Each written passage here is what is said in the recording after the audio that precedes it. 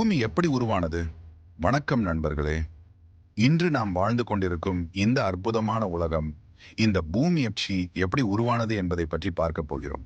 இன்று நாம் பார்க்கும் மலைகள், கடல்கள், நதிகள், காடுகள், உயிரினங்கள் இவை எதுவுமே ஆரம்பத்தில் இல்லை.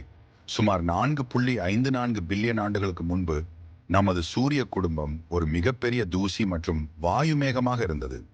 ஒரு நாள் அந்த மேகத்தில் ஏற்பட்ட ஈர்ப்பு விசை காரணமாக தூசி துகள்களும் கற்களும் ஒன்றோடு ஒன்று மோத ஆரம்பித்தன.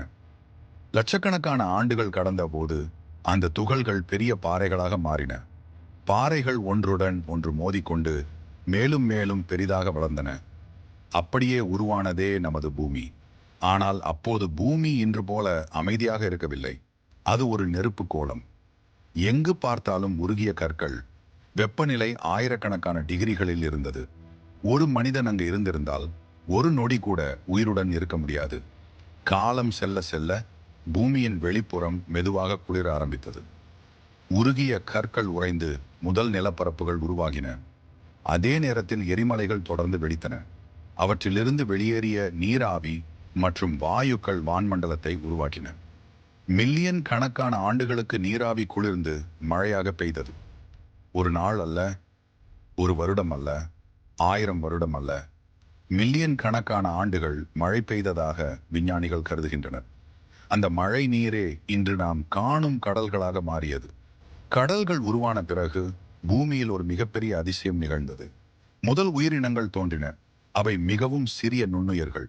அந்த சிறிய உயிர்களே இன்று இருக்கும் அனைத்து உயிரினங்களின் முன்னோர்கள். காலப்போக்கில் உயிரினங்கள் வளர்ச்சியடைந்தன. மீன்கள் தோன்றின. பின்னர் நிலத்தில் வாழும் உயிரினங்கள் உருவாயின. டைனோசர்கள் பூமியை ஆண்ட காலமும் வந்தது. ஆனால் ஒரு விண்கல் தாக்கம் மற்றும் பல இயற்கை மாற்றங்களால் டைனோசர்கள் அழிந்துவிட்டன.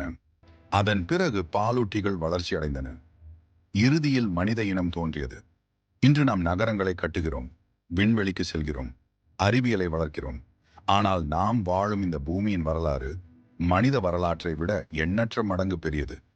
நாம் பிறப்பதற்கு கோடிக்கணக்கான ஆண்டுகளுக்கு முன்பே பூமி இருந்தது. நாம் இல்லாத பிறகும் அது தொடர்ந்து இருக்கும். இந்த பிரபஞ்சத்தில் எண்ணற்ற கிரகங்கள் இருந்தாலும் உயிர்கள் வாழ்வது உறுதியாக அறியப்பட்ட ஒரே கிரகம் பூமி மட்டுமே. அதனால் இந்த பூமியை பாதுகாப்பது நம் அனைவரின் கடமை. நாம் சுவாசிக்கும் காற்றும், நாம் குடிக்கும் நீரும், நாம் வாழும் நிலமும் எல்லாமே பூமியின் பரிசுகள். நாம் வாழும் பூமி சாதாரண கிரகம் அல்ல. இதுவரை விஞ்ஞானிகள் ஆய்வு செய்த கோடிக்கணக்கான கிரகங்களில் உயிர்கள் வாழ்வது உறுதியாக கண்டறியப்பட்ட ஒரே கிரகம் பூமி மட்டுமே. பூமியின் மேற்பரப்பில் சுமார் 71% நீரால் மூடப்பட்டுள்ளது.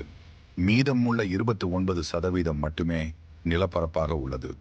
நாம் சுவாசிக்கும் காற்றில் 78% நைட்ரஜனும் 21% ஆக்சிஜனும் உள்ளது.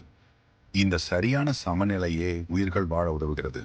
பூமி சூரியனிடமிருந்து சரியான தூரத்தில் இருப்பதும் ஒரு பெரிய காரணம். சற்று அருகில் இருந்திருந்தால் பூமி மிகுந்த வெப்பத்தால் எரிந்திருக்கும். சற்று தொலைவில் இருந்திருந்தால் முழுவதும் பனியாக மாறியிருக்கும். இந்த சரியான இடத்தில்தான் பூமி இருப்பதால் உயிர்கள் வளர வாய்ப்பு கிடைத்தது. இன்றைக்கு நாம் வாழும் இந்த உலகம் பல பில்லியன் ஆண்டுகளாக நடந்த மாற்றங்களின் விளைவாக உருவானது. அதனால்தான் பூமியின் வரலாறு என்பது மனித வரலாற்றை விட பல 1000 மடங்கு பெரியதும் ஆச்சரியமானதுமாக இருக்கிறது. இந்த அற்புதமான கிரகத்தை பாதுகாப்போம். நன்றி நண்பர்களே.